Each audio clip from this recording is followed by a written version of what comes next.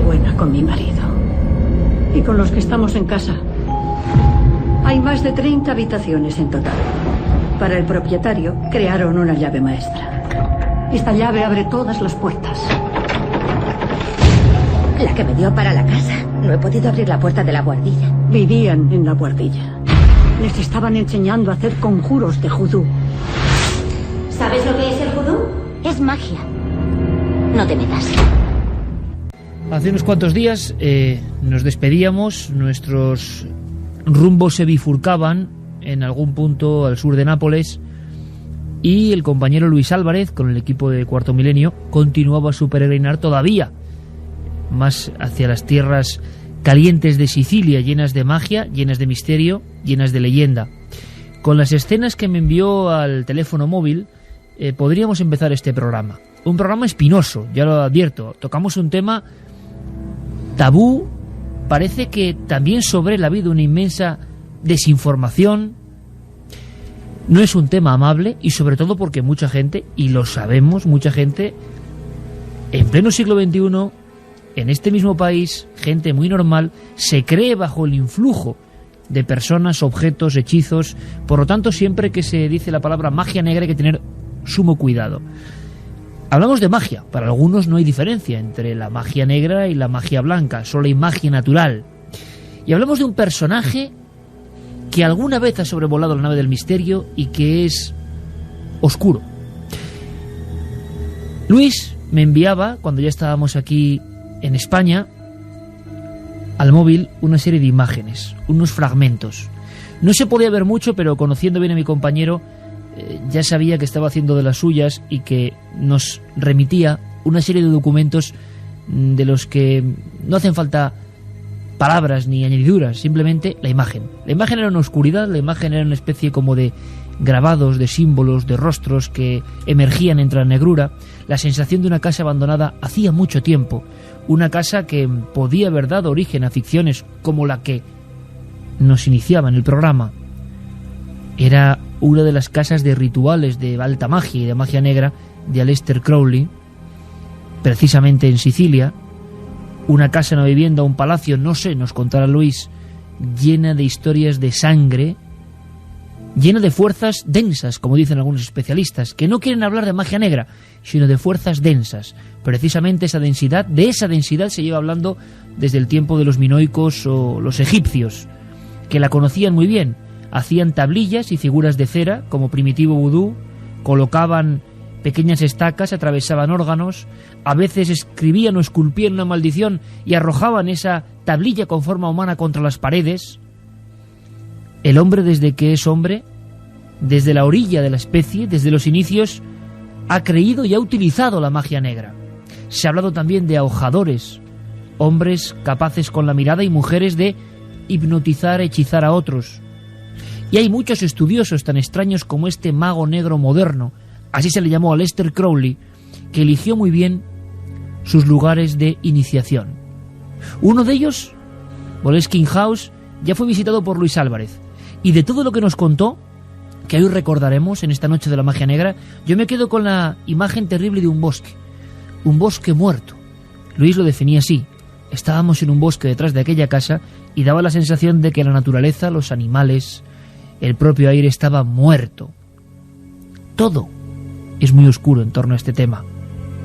Con la voz de ese mago negro, al que hemos seguido la pista tanto tiempo después, de sus casas donde ocurrían cosas, podemos comenzar realmente este programa. Esta es la voz de ese mago extraño, Aleister Crowley. Lord visible and sensible, of whom is the presence, fast turning about thee with annual and diurnal motion, source of light, let thy perpetual radiance partner us to continual labour and enjoyment, so that as we are constant partakers of thy bounty, we may in our particular orbit give out life and light, sustenance and joy. 1:39 con la compañía sonora siempre de Juanma Frasquet. Permitidme una vez más, y ya son 7 temporadas, que dé las gracias a todos por los datos del EGM que acaban de hacerse públicos. a los, por ejemplo, 613.000 amigos que conectan ahora con nosotros a estas altas horas de la madrugada y que hacen que después de 7 años Milenio 3, Nada del Misterio, siga siendo pues líder absoluto de audiencia. Es una responsabilidad tan grande que nos sobrecoge, nos abruma y nos hace simplemente seguir luchando por estar a vuestra altura. Pero después de 7 años, después de 20 oleadas del EGM, tener que seguir diciendo esto es un orgullo. Gracias a todos y por supuesto gracias al equipo que hace posible este programa, este pequeño sueño llamado Milenio 3.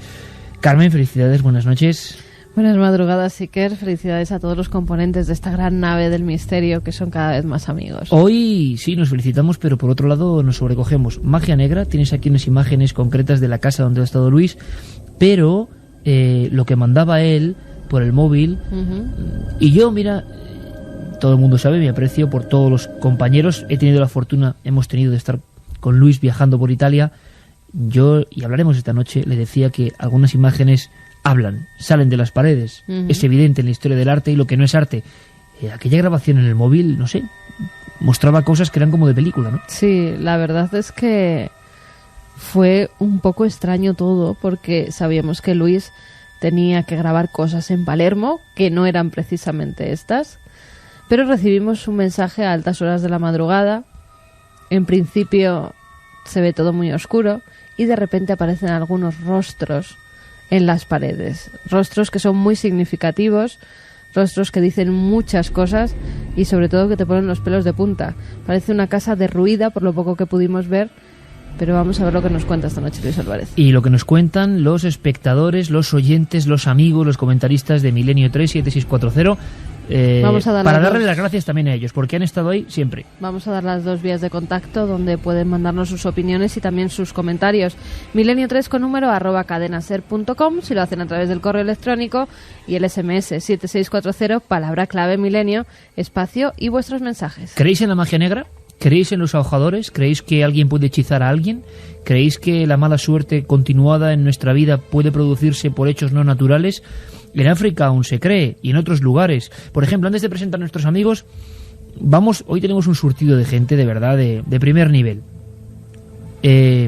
José Manuel Novoa, que está haciendo la increíble película del Señor de Sipán en Perú, nos habla de sus últimos viajes a África y de cómo esto de la magia negra, que nos puede sonar como arcano y lejano, allí es realidad, no hay la menor duda. La magia, sobre todo en África, pues es indudablemente real, pero la magia en sí porque todo el mundo cree en ella. Entonces, pues la gente es capaz de curarse y también es capaz de enfermar. La parte que se denomina magia negra, pues sería la parte negativa, cuando esas técnicas ancestrales en las que todo el mundo cree, pues se utilizan para hacer daño, para hacer mal, ¿no? Eso sería la magia negra, ¿no? En África, por ejemplo, hay gente que es capaz de, cuando se siente que está cogida en un hechizo, o que le han hecho, como ellos dicen, medicina, pues es capaz de enfermar y es capaz incluso de morir. Si un curandero que se especialice en ese tipo de conjuros, pues no le atiende, ¿no? 1:43. Juan Jesús Vallejo, que también nos va a informar y va a ser guía por otras partes del mundo que también conoce sobre la magia negra. Felicidades, compañero. Gracias por estar aquí esta noche. Muchas gracias. ¿Estás de acuerdo con José Manuel Novoa? Sí, mi vivencia no es en África, que no lo conozco tanto, pero sí en Latinoamérica y en concreto en la parte de la cuenca del Amazonas. Cuando a alguien se le echa una maldición y esta está convencida de que tiene una maldición, obviamente muere, tal como dice Novoa, pero allí lo que dicen es que se seca. Cuando le dicen a alguien que se está secando, es que se está muriendo, y aparte es como una especie de depresión, la gente cae en la cama, es un dejarse morir, o sea, pierden el apetito, pierden la ganas de moverse. Lo increíble es que es una enfermedad psicológica o una maldición, nadie sabe qué, pero que realmente acaba con sus vidas. Y el tan mencionado Luis Álvarez, desempolvándose casi el resto de las aventuras que han rodeado su mente y cuerpo por el increíble mundo que es Italia. Buenas noches, compañero. ¿Qué tal? Felicidades. Gracias. Nos lo hemos pasado muy bien, ¿eh? Muy bien. ¿Qué me mandabas al móvil? Pues era nada menos que las pinturas de Crowley, de este mago negro, el gran mago negro de todos los tiempos, ¿no? Podríamos decir, del siglo pasado, que dejó pues en una casa que hoy está abandonada en la villa de Santa Bárbara, en el pueblo de Cefalú, en Sicilia, y eran las pinturas de Crowley.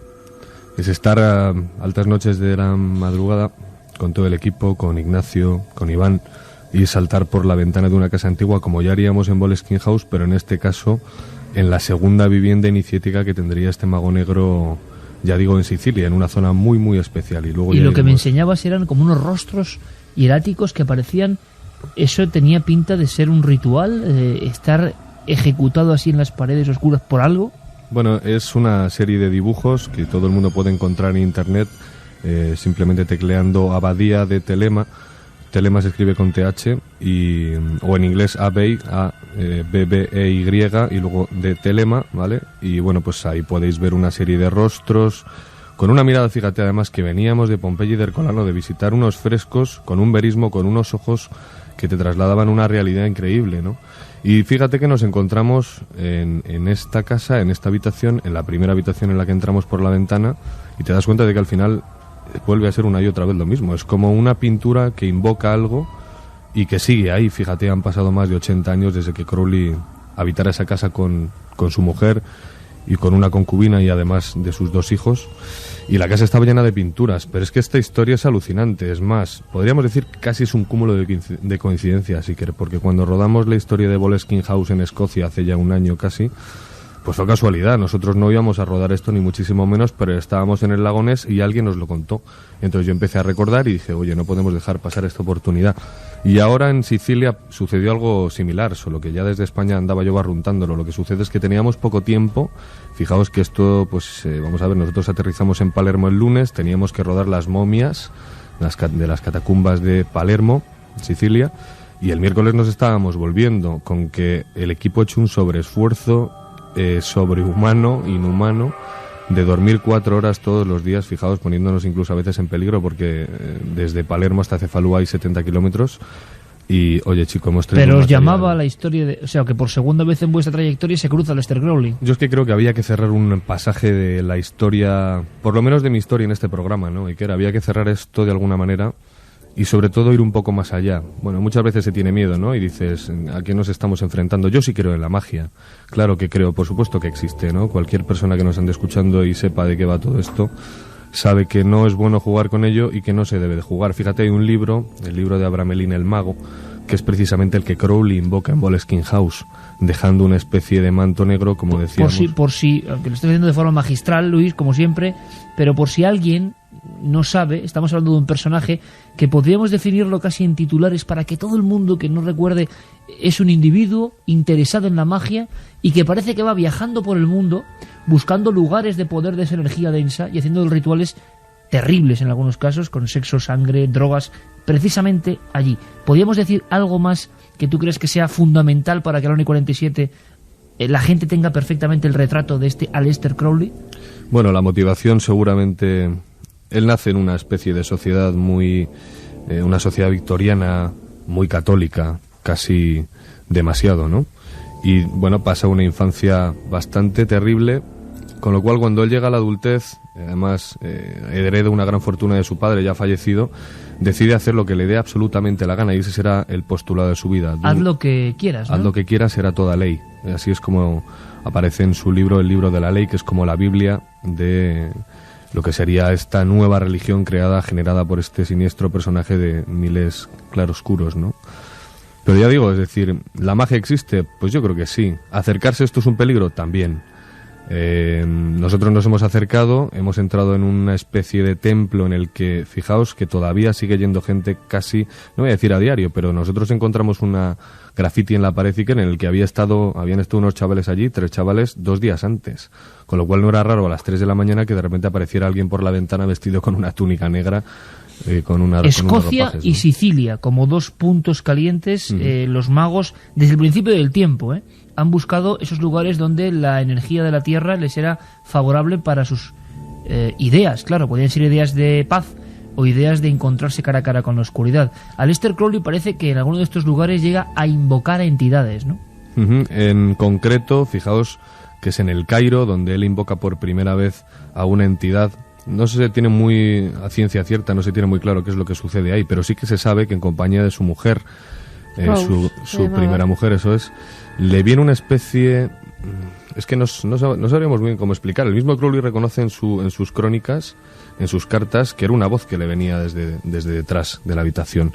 Incluso una especie de humo fue transformándose en una especie de cuerpo, y era nada menos que Aiwass, ese espíritu, ese demonio que habían invocado de una especie de pergamino manuscrito egipcio que habían encontrado en un antiguo mercado del Cairo, ¿no? Cual vosotros habéis estado en el Cairo, sabéis que se venden muchas antigüedades. Imagino que a principios de siglo debía ser aún más fácil encontrar estatuillas con invocaciones reales, y un montón de cosas reales, más. que ahora la mayoría son falsas. Claro. Y yo sí que creo en además, todas estas cosas. En eso que comentabas, Luis, en ese viaje con su mujer, ella que no está para nada interesada ni sabe nada de lo esotérico, ni de la magia blanca ni negra, ella empieza a tener una serie de éxtasis, por llamarlos de algún modo, en los que parece contactar con Horus.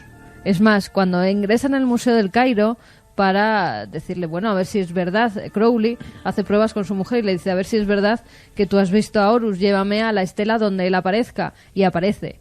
Y resulta que dentro del Museo del Cairo es la estela que lleva el número 666, con lo que Crowley ya dice que eso es una señal total. Y es entonces cuando empiezan las visiones del propio Aleister Crowley. Una cosa más. O sea que Crowley, para que todo el mundo lo entienda, es un hombre que va buscando la magia, y luego en la siguiente hora vamos a hablar de muchas cosas de magia en el mundo, pero Crowley va buscando la magia y evidentemente tiene que conectar en algún momento dado con Egipto. Está allá en el Cairo buscando algo. Bien, le hemos preguntado a Nacho Ares, director de la revista Arqueología, qué tablillas podían ser esas, qué figurillas podían ser esas, y las que tuvo en las manos este hombre, las figurillas de execración. Fijaos qué nombre, ¿eh? Hay, y en varios museos del mundo están algunas representaciones de las que quedan, pero en la época de Crowley en el Cairo, de ese mago negro buscando el poder, sí que podía haber auténticas perfectamente de execración, porque salían apaletadas en la arena. Serían este tipo de figuras. Conservamos algunos ejemplos muy curiosos, que son las famosas figuras de execración. Estas figuras se utilizaban en el antiguo Egipto, y luego esta tradición duró miles de años y fue adoptada incluso ya en época grecorromana. Son unas pequeñas tablillas, en ocasiones con forma humana, en donde se escribía un texto execratorio, es decir, un texto en contra de esas energías negativas. Hoy lo llamaríamos también un poco de magia negra, ¿no? Eran figuras hechas en arcilla, y luego después de leer unos rituales escritos en textos mágicos, se lanzaban contra la pared, y de esta manera los antiguos egipcios creían que la destrucción de estas tablillas, es decir, la destrucción física de estas figuras, de estas tablillas de arcilla, que podemos ver en colecciones completas, por ejemplo en el Metropolitan de Nueva York, pues se conseguía de igual forma la destrucción de esos supuestos enemigos de Egipto. O sea que tablillas y textos en caracteres mágicos. Ajá. Hay quien dice que de ellos también aprendió muchas cosas. Crowley está con esos textos, quizá con esas tablillas, y tiene su primer encuentro con las sombras. ¿Y después? Después viajará desde el Cairo, vuelve otra vez a Inglaterra, y fíjate, compra una casa, o la alquila, creo que más bien la alquila, que es Boleskine House, una de las orillas del lago Ness, la orilla siniestra, menos comercial. Sí, tú, sí, ¿no? Es completamente siniestra. Cualquier persona que viaje al lago Ness podrá observar una especie de parque temático a un lado, y en el lado completamente opuesto, pues una zona mucho más tranquila, menos transitada, con una carretera aún más peligrosa que la del otro lado. Pero es que Foyers, que es el pueblo donde se encuentra esta casa, es un pueblo, digámoslo así, maldito. Porque, bueno, las sensaciones son muy importantes cuando se está trabajando, ¿no? Yo creo que es fundamental. Cuando estás trabajando en un lugar es muy importante empaparse sobre las sensaciones que uno tiene, porque al final es también lo que empapa un guión, ¿no? Y lo que hace que llegue a la audiencia, y eso es importante. En este caso, en Foyers, la experiencia personal de todo el equipo era tétrica, ¿no? Y parece que, bueno, pues que Crowley desató una serie de fuerzas, nada menos que invocando un libro muy antiguo, además un libro del antiguo Egipto que todos conocemos aquí, que es el libro de Abramelín el Mago, y a partir de ahí, con esos conjuros, con esa especie de invocaciones... Sí, pero hay una cosa muy importante. ¿Cómo consigue Crowley el libro? Abramelín el Mago fue un señor que en la Edad Media en Venecia crea ese libro, conocido con el sobrenombre de Abramelín, y es muy curioso porque él redacta ese libro supuestamente también guiado por un ente diabólico, Y lo curioso es que en esa misma época aparecen en Venecia, en los canales, gran cantidad de cadáveres, con lo cual a él se le acusa de querer buscar a través de ese libro y otros rituales la inmortalidad. Fíjate qué cosa también más curiosa acerca de los textos básicos con los que luego trabaja. O sea, que este tipo estaba bien, tenía buenos contactos para llegar a esas piezas, ¿no? Muy documentado, sí. obviamente. Sí, era un hombre muy culto, que duda cabe que era un hombre inteligente, era un hombre culto, un absoluto depravado, vamos a decirlo también así, un agitador de su tiempo, escandalizador de esa sociedad, es decir, quería quitarse de encima todo ese estigma. Incluso no tenía ningún reparo en que le acusaran desde los medios de comunicación, y así pasó. En algunos de los diarios como el Sunday Express terminaban tachándole como el hombre más perverso del mundo. Él se congratulaba, por ejemplo, de que su madre, después de ver las fechorías que hacía de pequeño, le llamara la bestia, ¿no? Y así se hizo llamar él mismo. Y él elige un sitio donde me cuentas que además los cementerios eran de una macabreza absoluta, y donde comentabas que los aledaños a la casa parecían exentos de vida, ¿no? Es que este sitio, además, tenía una peculiaridad, es que ahí había un antiguo templo de la Edad de los Metales, un antiguo, ¿cómo se dice? Estas edificaciones de piedra. Estuvimos hablando hace unas semanas de esto, son los cromlech o alineaciones de piedras megalíticas, ¿no? Con lo cual el sitio ya debía de ser sagrado para las culturas anteriores. O sea, que había otro conocimiento, él iba sobre seguro. Sí, allí había una energía especial que duda cabe que es muy probable que fuera así. Y después la comunidad de Foyers fundó una especie de iglesia allí que ardió, fijaos, ¿no?, con el sacerdote y toda la comunidad dentro. Y encima de este sitio, o en los aledaños, se erige Boleskine House. Él lo alquila a finales de 1800 hasta 1913, y es allí donde empieza a poner en práctica eso que él empieza a acariciar como una nueva religión, hasta que recibe ese legado que es el libro de la ley, que sería la Biblia de los que persiguen o de los que siguen esta filosofía de Telema, y que existe y subrepticiamente se extiende por todo el mundo en algunas otras órdenes iniciáticas herméticas, que Santi podría hablar muy bien de ellas y que alguna vez hemos hablado aquí, ¿no? O sea, tenemos a un hombre que busca la magia, que se instala después de experiencias concretas en Egipto con los rituales y libros, como ha contado Juan G. Vallejo, más antiguos y remotos, que hace conjuros, que ve cosas, esa voz que le habla desde detrás de la habitación, que le hace redactar una serie de legajos que luego serán importantes, un lugar muerto en Escocia que Luis ha visitado, y faltaba la otra parte, ¿no? Se sabía que los rituales llegaron a un límite inconcebible de sangre, de depravación, en otro lugar elegido, ¿no? Cefalú, Telema.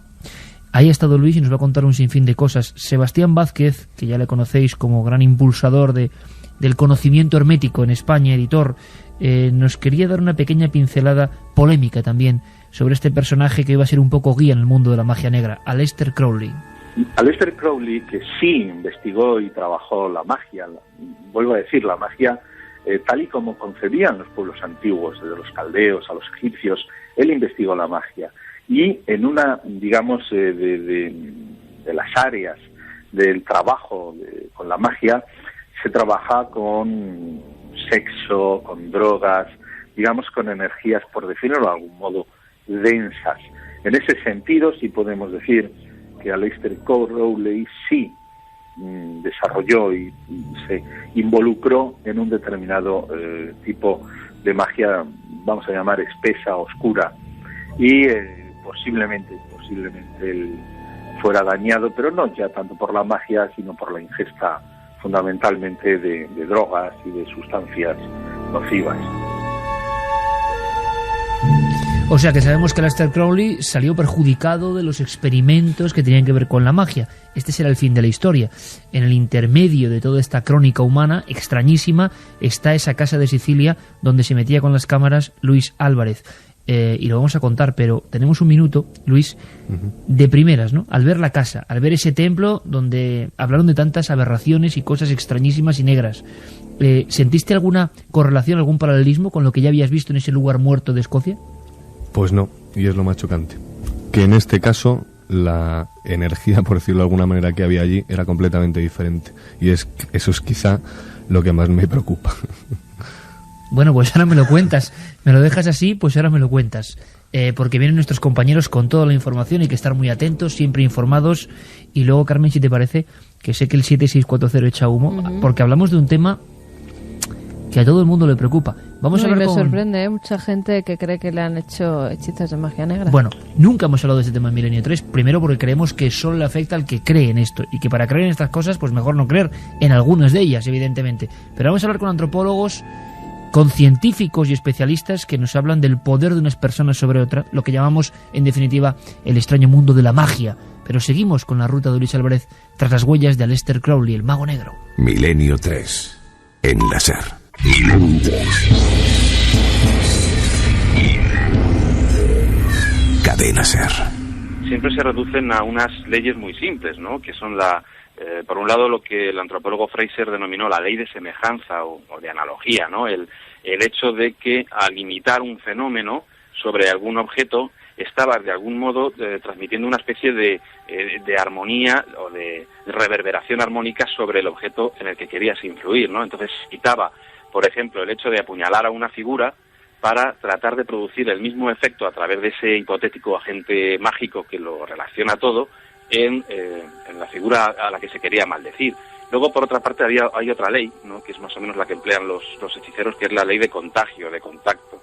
Y es una especie de magia contaminante, es decir, si yo tengo algo que es o que forma parte del sujeto al cual quiero maldecir de algún modo, puedo actuar de modo invisible, de modo remoto, por decirlo así, sobre el propio psiquismo del sujeto, porque de alguna manera esta teoría mágica implica que nuestra alma, nuestra psique, está en contacto en una especie de océano invisible, ¿no? En el que operan estas fuerzas. 2 y 7 minutos, aquí seguimos en directo en la nave del misterio. Escuchábamos a Francisco Javier Arries, un hombre que desde la pura investigación ha hecho libros fundamentales como El poder de los ahogadores, y desde el punto de vista científico, como físico, se ha aproximado a un mundo que está ahí y que parece que tiene sus leyes y sus normas. Un apunte más antes de escucharos a vosotros, los comentaristas. Incluso en esas leyes se emplean cosas que nos pueden aterrar o nos pueden sorprender. Mira, en principio yo lo que creo es que hay muchísima mitología y hay mucha cosa falsa con respecto a la magia negra. Yo creo que es un fenómeno en ese sentido bastante reciente. En la antigüedad lo que existía era la magia que trataba de buscar unos fines, y en función de los elementos que utilizara para el logro de esos fines, posteriormente, pero ya muy posteriormente, sobre todo a partir del siglo XVIII, se empezó a definir como magia negra. Y luego ha habido en este siglo pues personajes más o menos pintorescos que han utilizado el tema de la magia negra, pero más bien desde un punto de vista folclórico. O sea, una amalgama de historias, de sentimientos, Arries y Sebastián Vázquez. Luego escucharemos objetos concretos y organismos vivos que se emplean en el asunto de la magia negra. Antes de que Luis nos cuente qué vivió y qué le preocupó tanto en esa otra mansión remota de Aleister Crowley en Sicilia, 7640, Carmen. Vamos con algunos de los mensajes que ya nos han llegado, como el de Óscar de Plasencia, que nos dice: ¿solo les pasa a la gente porque se lo creen ellas mismas? Pues a mí con 1 año estuve 1 semana dormido y una curandera me quitó un mal de ojo. Buenas madrugadas, soy Helios de Santurci. Siempre he oído que usar la magia negra tiene consecuencias malas sobre quien la ejerce. Es lógico, ¿no? Siempre dicen que los brujos negros, magos negros, no duran mucho, desde luego. Yo estuve en orgías y misas negras de una secta llamada Son of Sam en Altea, y aún hoy me siento observado en todo momento, nos dice Patsy, y voy a obviar la localidad desde donde nos manda, porque si se siente observado pues es mejor no decirlo. Antolín desde Cartagena nos dice: soy víctima de magia negra gracias a mi madre, pero de momento me lo han cortado porque no han sabido hacérmelo bien. O sea, mucha gente, como intuíamos y también nos preocupaba, ¿no? Por mucho que se divulgue, mucha gente consciente, creyente en que ha sido maldecida. Aleister Crowley tiene la misma personalidad que Charles Manson, son el mismo ser, entre comillas nos lo ponen. Yo respeto a toda creencia, pero si la magia existiera, cualquiera sería el amo del mundo. Si Crowley era tan poderoso, ¿por qué no dominó el planeta o por qué murió? Sois lo mejor de las noches de viernes y sábado, enhorabuena por el programa. El tema de hoy, increíble, me encanta, nos dice Sergio Cuntis desde Galicia. Buenas noches, el tío de Horus, Set, fue vinculado al mal. Lo curioso es que Set y Horus fueron asociados en una etapa de la cosmovisión egipcia. Soy periodista y hace años tuve que escribir sobre magia negra porque aparecieron restos de ritos en un cementerio. Al fotógrafo que iba con ella le temblaban las piernas, nos dice Luisa.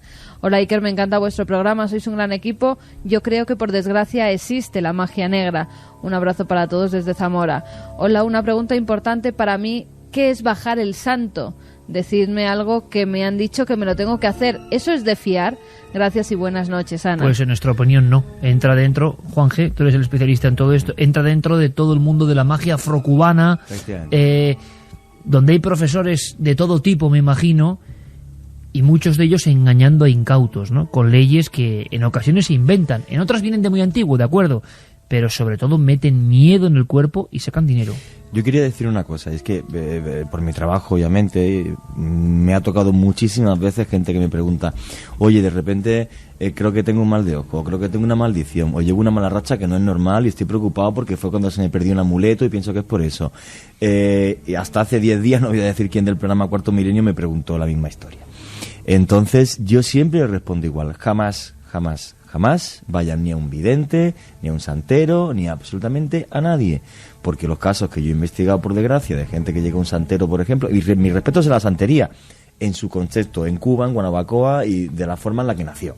Aquí, pues, la gran mayoría que hay está completamente un sucedáneo que busca otros objetivos bien pecuniarios, sí, que no... Exacto, monetarios, yo voy a decir, sí, exactamente. Entonces, cuando yo me ha pasado esto y tal, siempre les he dicho igual, digo, vamos a ver, la magia existe.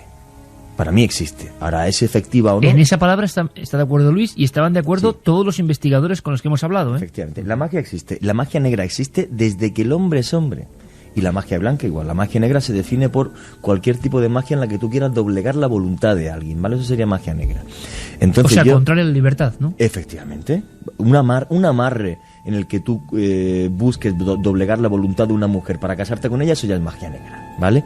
Entonces yo he estado en 1000 rituales, los he visto, y entonces siempre que la gente me pregunta esto y lo veo preocupado, primera cosa, vuelvo a repetir, nunca vayan ni a un vidente, ni a un curandero, ni a un santero, ni absolutamente a nadie. Y el remedio que doy siempre es muy sencillo, y hasta ahora, pues mira, todo el mundo mañana luego para decirme que ha funcionado. El amuleto que se utiliza contra la magia negra desde que el hombre es hombre, que se puede fotografiar en el templo de Dendera en Egipto, pero no es un dios egipcio, sino que es un dios asirio, es el dios Bes.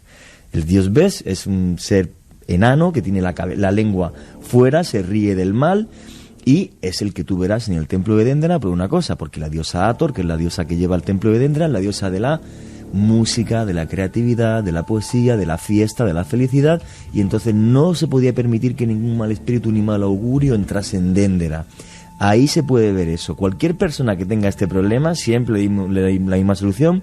Oye, por si tal, más razón que un santero que un tal tendrían los antiguos egipcios y los antiguos asirios que ya utilizaban ese amuleto. Y vuelvo a repetir que toda la gente a la que se lo he dicho le funciona. Se mete usted en internet, en Google, en imágenes y ponga Dios Bes. Se imprime un par de fotografías en color, se mete una en la mesita de noche y otra que esté justo delante de la puerta de la casa, como hacían los antiguos egipcios, y se acabó. Y la verdad es que funciona. Desde luego, Juan G. Vallejo siempre nos sorprende en esta ocasión con una receta, pero ante todo para quitar tanto temor, porque hemos abierto el 7640, nos lo pregunta mucha gente, pero por mucho que no divulgue, diciendo hermetismo, y en este caso sí, es sano escepticismo, bueno, parece ser que sigue habiendo ese miedo a que otro pueda dominarnos, y eso viene desde el principio del tiempo. Sí, además se nota, y que últimamente muchos correos que nos llegan tanto al programa de radio como al de televisión, donde nos mandan fotografías porque se han encontrado, por ejemplo, algunos animales muertos, algunas velas, también como enrollados en telas rojas y enterrados, unas fotografías de un hombre y una mujer, o metidos en el congelador. También nos han enviado fotografías diciéndonos si eso era un amarre, si podían hacer algo en contra de la pareja para romperla. Pues bueno, en un principio que no crean en esas cosas, que será lo mejor, que sigan con su vida normal y que mejor les irá. O sea que, llegados a este punto, a las 2:15, tenemos como una autopista que se bifurca.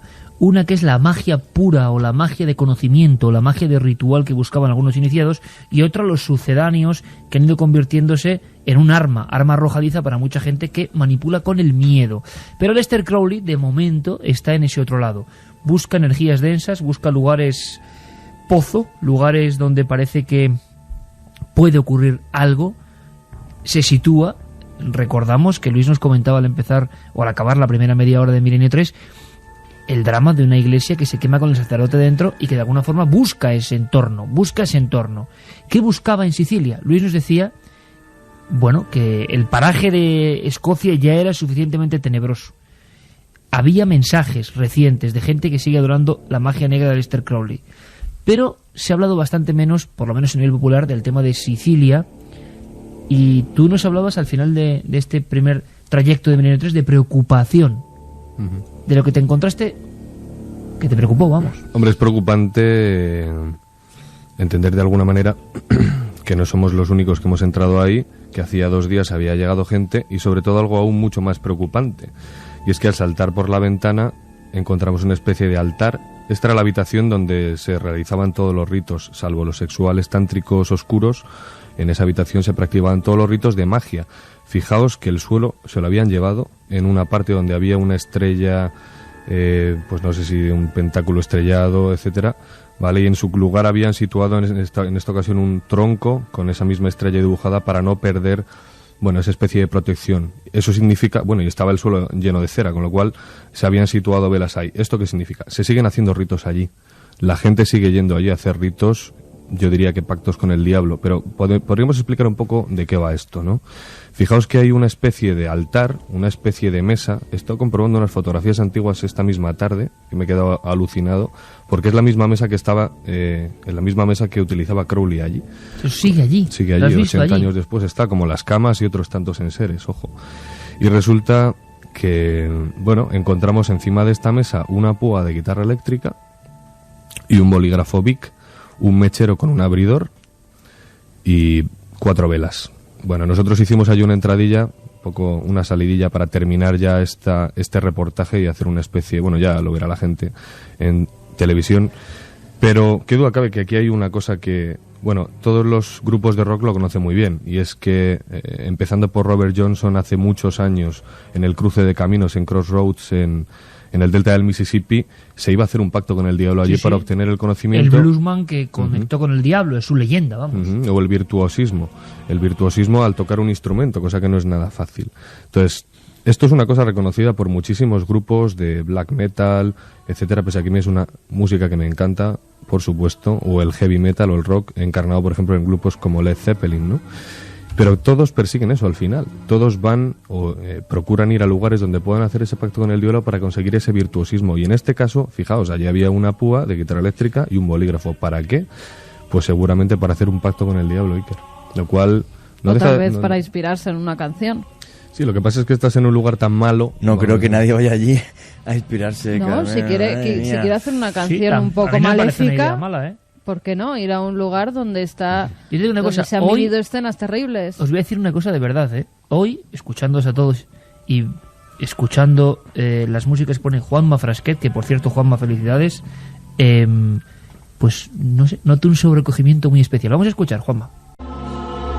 Sin duda este tipo de música que nos pone Juanma también está inspirada en todos esos ambientes. O sea, todo tiene un porqué. Buscar las musas más oscuras, ¿no? Sí, eso es peligroso. Eso es lo que yo decía hace un momento antes de terminar la primera hora. Decía que uno la sensación que tiene, bueno, cuando estás entrando en la valla, ¿no? Estás saltando una valla y te encuentras un jardín abandonado desde hace pues 60 años, con lo cual imaginaos cómo está, palmeras todavía, bueno, eso es una selva, ¿no? Entonces es muy difícil entrar por ahí.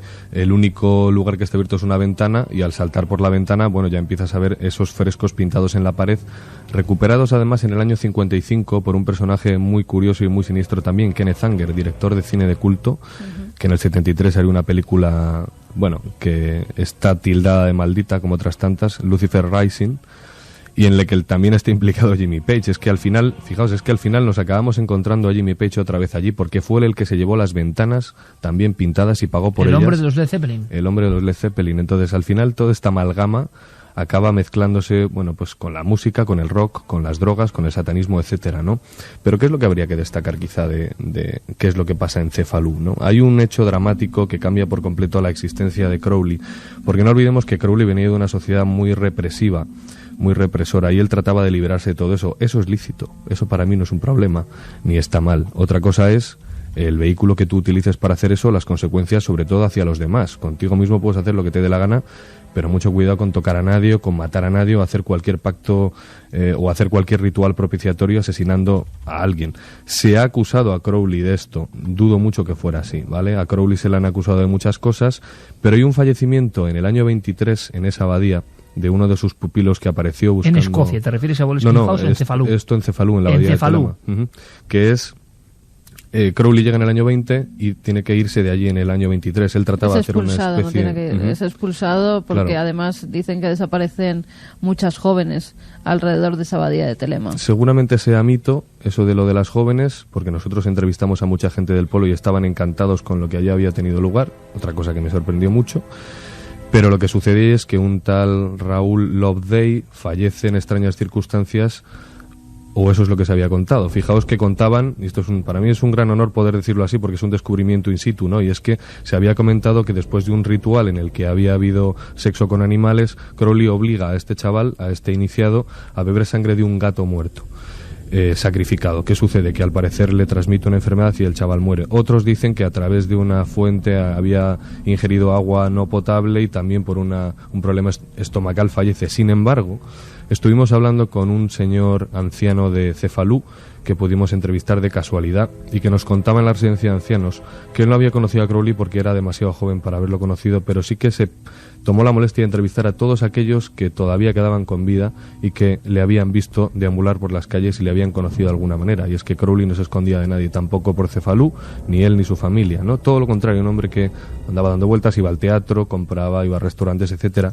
Y lo que le contó es que Raúl Loveday en realidad se cayó un pozo que estaba al pie de una montaña sagrada que hay en este pueblo maravilloso de Sicilia. Por lo tanto, ya ahí estamos matando el mito negativo de Crowley en el sentido de que él no hizo nada contra ese chaval. Perdón, Luis, pero su mujer, si mal no recuerdo, murió ahí y él empecinado en que podía curarla con las manos y sus poderes. No, su mujer no murió. Su mujer, que yo sepa, no murió ahí. Es que hay una amalgama de información viciada en todo este asunto que es tremendo, porque yo me he tirado 3 días desenmarañando toda la información y todavía hay muchos cabos sueltos. Es posible que lo que digas es una realidad, a lo mejor mi información no está bien. Lo que sí que sé, y esto es una realidad, es que todas sus mujeres terminaron o bien enloquecidas, o por ejemplo lo que sería la Dama Escarlata, que él trataba de encontrar la encarnación de la gran diosa madre en todas las mujeres con las que estaba a través del sexo tántrico oscuro, como en el programa que hicimos en Cuarto Milenio explicaba también Sebastián Vázquez, que era el tantro oscuro. Y en este caso Lia Hersig, que es la mujer que, bueno, un poco más, quizá que más le quiso y quizá que más llegó a su corazón, o eso decía al menos Crowley en uno de sus escritos, terminó por dejarle, pues allá por los años 30, falleció una de sus hijas. Con 2 añitos. Con 2 añitos, y fijaos, porque terminó completamente enloquecida y además dedicándose a la prostitución. El resto de mujeres acabaron alcohólicas, perdidas, es decir, un manto de miseria que parece que cae como una maldición sobre este hombre. Y como decía Sebas, porque me ha llamado la atención, Iker, que estuviera en un testimonio esta noche aquí, y es que he hecho una cosa esta tarde, y es que dije, ¿quién mejor que él? Te he usurpado durante unos instantes un contacto y yo también le llamé esta tarde y le dije, oye, no tengo ni idea de qué es todo esto, puedes darme un poco de luz en este asunto, ¿no? Y él me decía que claro, que es que cuando se hace un ritual de este tipo, esa magia negra, o bueno, esa magia, vamos a decirlo así, esa energía sutil o esa energía densa, cuando tú llamas a todo eso y haces un ritual, también vienen una serie de energías espurias, vamos a llamarlo así, como las ratas de las cloacas, que se quedan aquí y que se quedan contigo. Y pasó una cosa en la abadía de Telema muy terrible, y es que después de un ritual de iniciación sexual tántrico, fumando opio, bueno, pues resulta que su mujer empieza a decir que hay una presencia en la casa y que no se va durante varios días, en una especie de delirio que les tuvo a todos, a los hijos, aterrorizados allí durante días, ¿no? Y cuando uno está en esa casa, está allí dentro a altas horas de la madrugada, es mejor no pensar en todas esas cosas para no perder un poco la cabeza. Es polvo de ladrillo. ¿Para qué sirve? El que quiere hacerte daño no podrá cruzarla. ¿De quién tienes miedo? ¿A quién temes? Se traza una línea en el suelo. Es para saber quiénes son tus enemigos.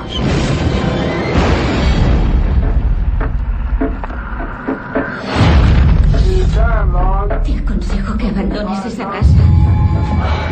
Si no crees, no puede dañarte. Dios. ¿Qué estábamos esperando, Caroline? No creo en esto.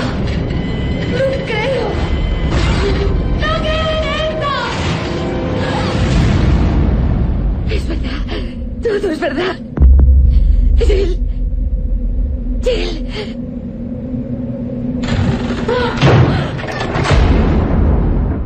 Me da a mí la impresión de que está quedando un programa un poco oscuro.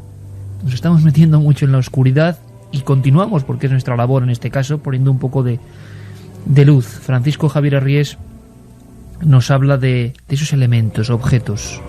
Ahora me cuentas, Luis, en tu opinión, toda esa iconografía que viste, sobre todo esos frescos que me enviabas por el móvil, ¿por qué estaban ahí? Esas caras que salen de la pared, ¿por qué estaban ahí? O si se sabe algo de eso. Objetos que se emplean. Y abrimos el debate. Objetos en la magia de ayer, magia negra de ayer y de hoy.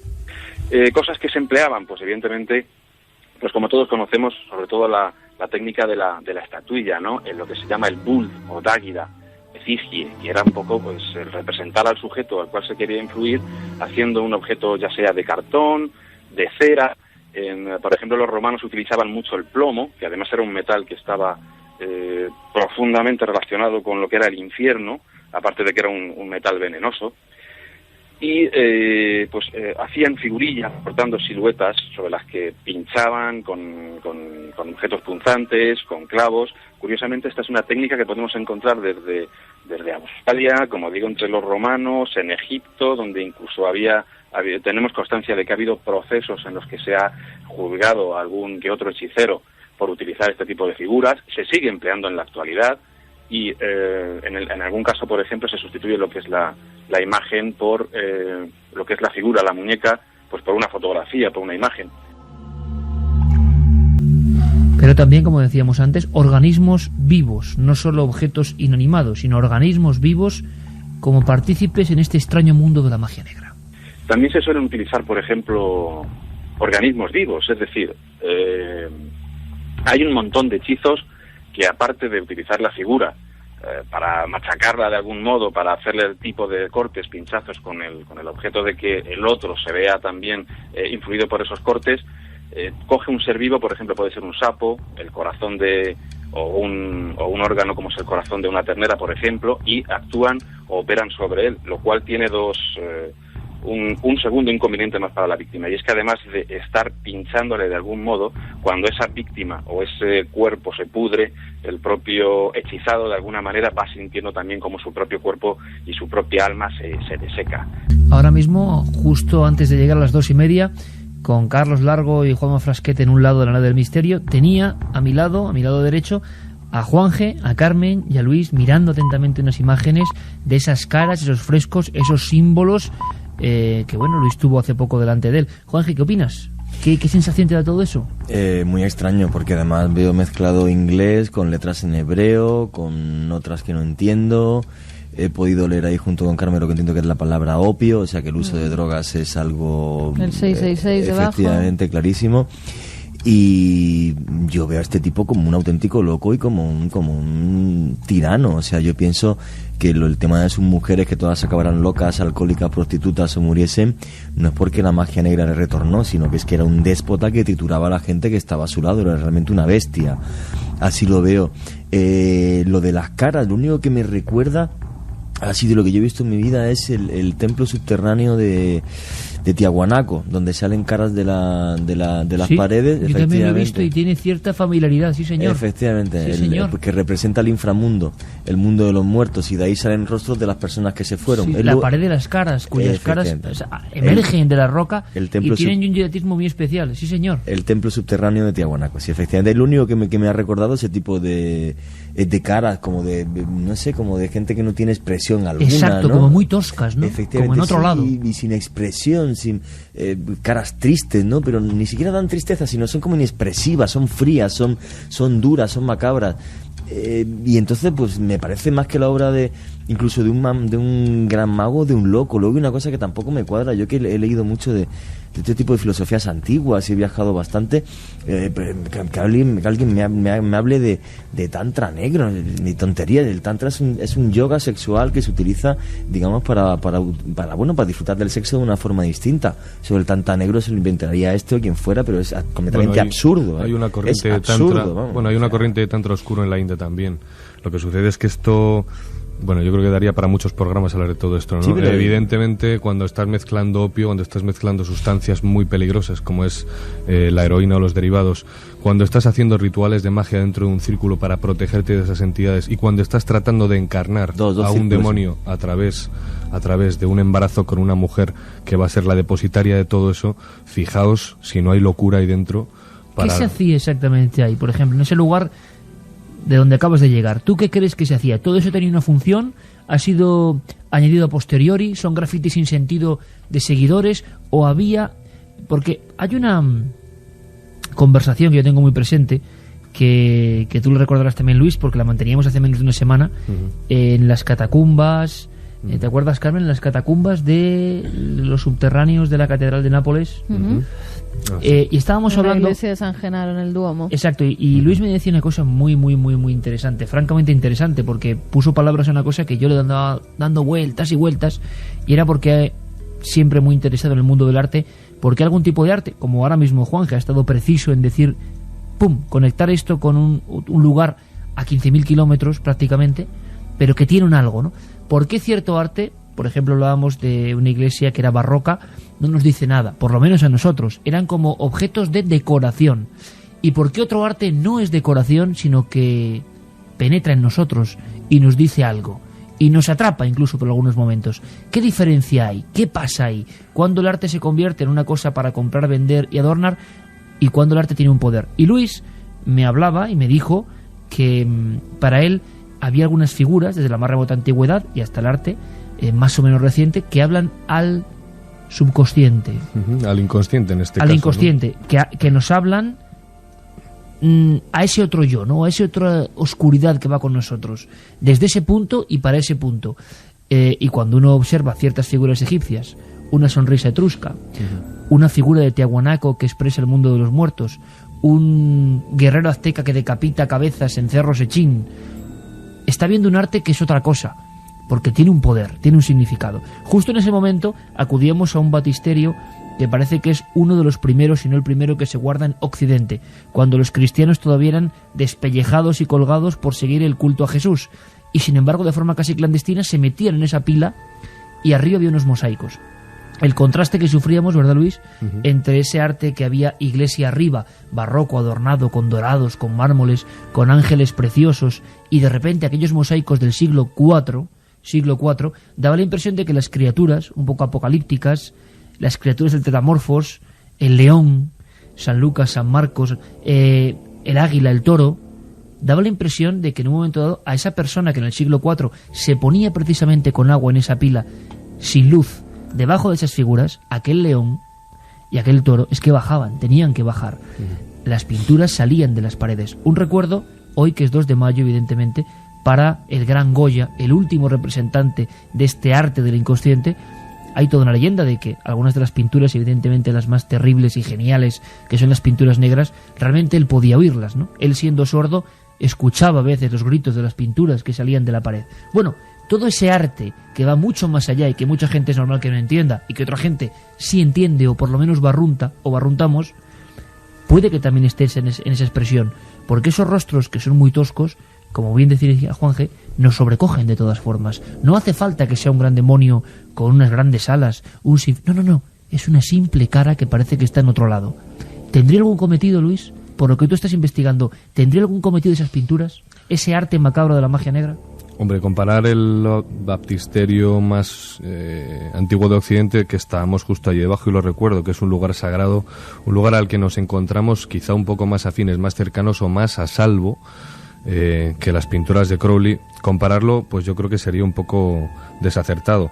¿Quién sabe si las pinturas que tiene Crowley activan algo en el inconsciente una vez que las ves? Lo que está claro es que cuando saltas la puerta, cuando saltas la ventana, acercas la linterna y ves que esos ojos tienen están ejecutados con una calidad artística. Fijaos que la pintura tampoco es especialmente buena. No, pero son muy toscas, es que no son tiene que unas ver. pinturas muy grotescas, parecen incluso en ocasiones animalescas, porque tienen como hocicos de cerdo alguna de ellas, además con inscripciones un tanto, pues, macabras y sí, pero cumplen su función, ¿verdad? Sobre el demonio, el coñac, la cocaína.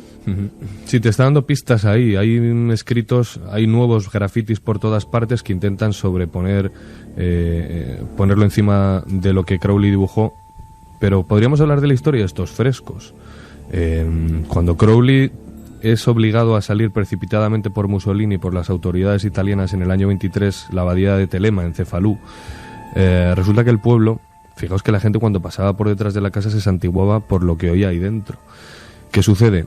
Bueno, pues que cuando se marcha, esa casa cae como una especie de absoluta miseria, no se vuelve a alquilar nunca más, hoy día está casi derruida, pertenece al pueblo, y lo que hacen los vecinos es que van unos cuantos vecinos con botes de pintura y pintan las paredes como intentando que toda esa maldad que había allí concentrada o lo que fuera no pudiera salir nunca más.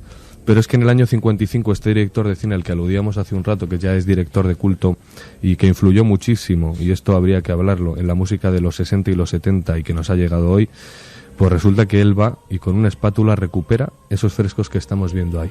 Con una cámara de cine de 36 milímetros... Quita las capas que estaban tapadas y desentierra lo que había debajo. Recupera el mensaje, pero es que esto no es todo. Recupera el mensaje, un mensaje deteriorado hoy. Gracias a él tenemos las imágenes tal como estaban, tal como las dejó Crowley.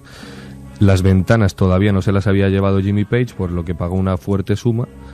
Y bueno, pues ¿qué sucede? Pues que hoy llegamos, están medio destruidas, ¿no? Pero ya tienes un documento para la historia. Pero es que fijaos porque esto es aún más gordo, ¿no? Es lo que yo decía antes que me hacía pensar.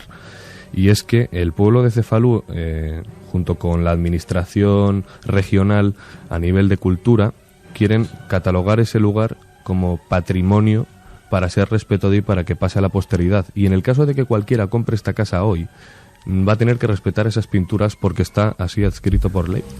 Y esto me parece tremendo. Pero no se entiende entonces que quieran mantener esas pinturas y que dejen entrar a todo el mundo, que entre por la noche gente a hacer rituales, porque lo mismo que se han llevado al suelo, como antes decías, cualquiera de estos días pues pueden destruir todos esos murales, todas esas pinturas. Lo que pasa ¿no? es que si yo fuera uno de estos chavales no haría eso, porque cuando entras ahí dentro sabes que hay cosas que es mejor no hacer, que hay cosas que es mejor no tocar y que hay cosas que es mejor no llevarse. Por eso tal vez no se han llevado los muebles que todavía quedan allí dentro. Igual que cuando estás en algún lugar con huesos no te debes llevar nunca un hueso de ningún sitio. Sí, ni casi ninguna cosa que tenga que ver con estos entornos un poco mágicos, ¿no? Vamos entonces mi casa es para que la hagan un exorcismo, ¿sabes? Pero bueno. Así estás tú. Vamos con mensajes rápidos. Nos dicen, cuando tenía 13 años vi en la puerta de la ermita de La Erola, en Tordera, a una mujer mayor rodeada de velas y hablando en otro idioma. Salí corriendo hasta casa. Muy interesante el programa. El mundo de la magia negra es terrible e impacta mucho. Creo que la gente que la utiliza se trastorna, nos dice Marisa desde Bilbao. ¿Podríais decirme si es Dios Best con V o Bes? Sois mi compañera desde hace 3 años, Emilio desde Valencia. Con B. B-E-S. B-E-S. Con que pongan en Google imagen B-E-S. Es que había mucha gente que lo preguntaba. Y gracias por incorporarte a la nave, Emilio. B-E-S. Cuando hace 3 años que nos sigue. Por eso, que gracias por la fidelidad. Cuando haces un ritual o invocación atraes espíritus y no siempre son buenos y la mayoría se quedan aquí pegados. ¿Vosotros? Una cosa de esta pregunta, Carmen, porque hablaba, que me ha aterrado Luis, me ha aterrado cuando ha contado la experiencia de la mujer de Crowley, que después de una serie de ritos, ella nota, ritos sexuales, que una presencia se ha quedado ahí y que les acompaña. Cuando uno entra, claro, la sugestión tiene que jugar un papel evidente, lógico. Pero cuando uno está ahí como reportero a altas horas de la madrugada enfocando con la linterna esos rostros y siente que profana de alguna forma un lugar donde ha habido muchas cosas que nunca podrán ser contadas, ¿siente también esa presencia? Bueno, lo notas, pero haces una cosa...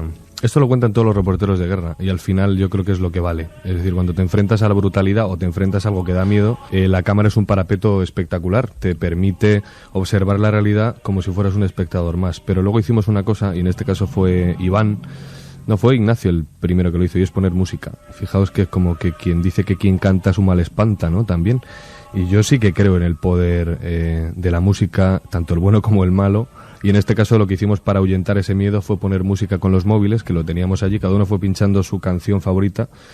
Pero es que no sé, chicos, es que el sitio da miedo, claro que da miedo, por supuesto que sí, pero bueno, también hay que decir una cosa, Iker, con respecto a este tema. Yo no tenía ninguna intención de rodar este tema porque ya lo hicimos en Escocia y bueno, todo el mundo tiene siempre sus miedos o sus precauciones, ¿no? Pero fijaos, este tema hombre, como cualquiera, ¿no? Imagino que los oyentes deben de estar alucinando con las sábanas al nivel de la nariz, ¿no? Pero en este caso hubo una conversación que mantuve con una profesora de Inquisición que me sirve de fuente documental muchas veces, a la que agradezco muchísimo toda la información que siempre nos proporciona, que es Marina Torres Arce, de la Universidad de Santander, y me dijo que en un congreso muy cerca de Cefalú, un congreso sobre Inquisición que había tenido lugar allí, pues caminando después de cenar de un restaurante con unos compañeros muy cerquita de Cefalú, como digo, se encontraron de camino al hotel por el bosque nada menos que un aquelarre en el siglo XXI, y ella me decía, mira Luis, dice, mira, yo esto lo he leído en procesos inquisitoriales del 15, del 16, del 17, lo he leído 300.000 veces, pero nunca imaginé que esto que parecía pues el opio del pueblo en el siglo XXI pudiera verlo de verdad, y además, porque yo le decía, pero esto era una tontería más, como puede ser cualquier otra cosa que hagan los chavales. Dice, no, porque verás, había un hombre que estaba en mitad de un círculo con un montón de mujeres desnudas a su alrededor y estaba con una daga muy extraña, hablando en latín. Y había que saber mucho, porque esas mismas palabras que él decía en latín, yo sí me las había encontrado en esos procesos. Con lo cual hay que ser un hombre muy culto o una persona muy culta para poder hacer una cosa así. Y hay algo más, y es que el día 29 pasado, qué pena que no nos quedáramos más tiempo, pero todo mi interés en acudir a Cefalú y a los alrededores era encontrarnos uno de esos aquelarres que sé que todavía están pasando y que suceden hoy día, y todo mi interés era grabarlo por primera vez para la televisión española. Bueno, no sé si decirte que puede ser bueno o puede ser malo, porque a veces un encontronazo inesperado con ciertas personas que manejan el asunto de la magia negra puede que no sea del todo amable. Luego seguimos con más preguntas, Carmen, porque precisamente hablando de bosques, Sebastián Vázquez, antes aludido, nos comentaba el asunto de la tradición precisamente de los bosques anexos a estas edificaciones como lugares elegidos por algo. La mal llamada magia negra, o que en realidad era la magia natural, lo que utilizaba pues los famosos aquelarres de las brujas y todo esto, que no tenía nada que ver con la magia negra. Lo que se utilizaba son lugares en el bosque, en el campo, aislados. Eso es un punto habitual de encuentro donde se celebraban unos ritos paganos que tenían que ver con los cultos mistéricos de las religiones antiguas. Siempre religiones antiguas, omnipresentes. Hablábamos del arte tosco y claro, uno ve una figura de magia medio negra o una figura de dioses, bueno, casi todos desconocidos de las culturas micénicas, y es una roca alargada con una raya, no hay más, y sin embargo tú ves perfectamente una cara y lo que querían decir los hombres que hicieron esa raya y esa piedra con forma de cráneo, ¿no? Por cierto, Juanje, que hablando de lugares habitáculos de la magia negra, lugares donde parece que, sobre todo el proceso de invocación, ¿no?, que da sensación de que al invocar, sea como sea lo que sea, uno abre ciertas puertas y luego quizá queden medio abiertas. ¿Tú te has encontrado con otros lugares de este tipo? ¿Hay más lugares? ¿O hablamos de lugares, estas dos mansiones de Crowley, como algo único en el mundo? No, yo pienso que hay muchos sitios.